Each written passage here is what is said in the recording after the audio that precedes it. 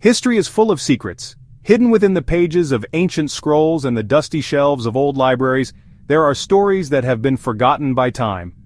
These whispers from the past hold the key to mysteries that have puzzled humanity for centuries. Mysteries hide in the shadows. In the dark corners of the world where light barely touches, secrets lie in wait. From shadowy caves to ancient ruins, these places are shrouded in enigma, waiting for the curious to uncover their truths.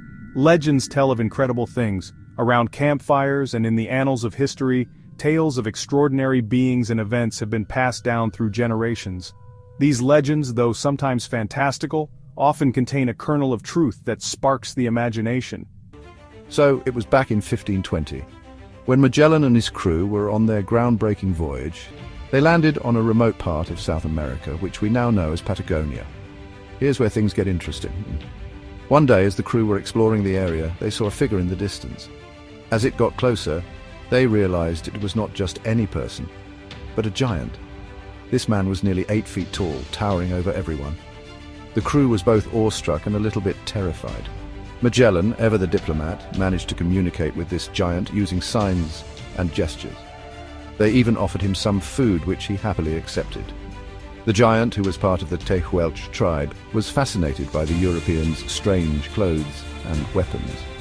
In return, he showed them his own way of life. Magellan and his crew named these people the Patagones, which literally means big feet.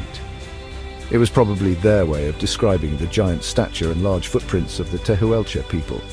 This encounter was so significant that Antonio Pigafetta, one of the expedition's chroniclers, wrote detailed accounts of it. But here's the thing. Despite this incredible encounter, the relationship didn't last long. Language barriers and cultural differences made it hard to maintain good relations.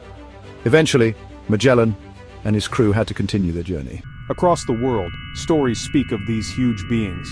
From the Americas to Asia, every culture has its own version of giants. These stories, though separated by vast distances, share striking similarities that make one wonder about their origins. They are found in ancient texts and oral traditions. America is no exception. The evidence of giants is not just in stories but also in ancient texts and artifacts. Indigenous tribes have preserved these tales through oral traditions, passing them down through the ages. Early explorers wrote about giants. When the first explorers set foot on new lands, they documented their encounters with these colossal beings.